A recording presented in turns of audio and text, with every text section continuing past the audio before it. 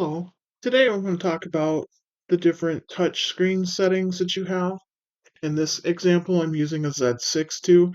It may be slightly different if you're using a different Nikon mirrorless camera, but again, this is an example using a Z6II. So first, as you can see here on the screen, I indicated where the option is to change the touch screen settings with the yellow arrow.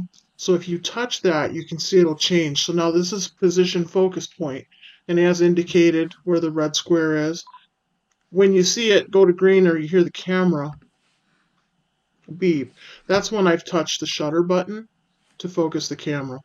Now here it's on touch AF, so it's touch autofocus. So now when you touch a point, the camera will focus for you.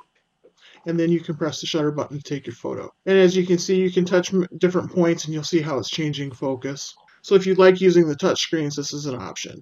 Now this is the shutter touch autofocus. So when you touch the screen, as you just saw there, it will take a picture. So when you touch the screen, it will autofocus and then take the picture. So now it's set to off, and as you can see, you can touch the screen anywhere and it won't make any changes. I hope you enjoyed this video. Please like and subscribe to continue seeing this content, and thank you and have a good day.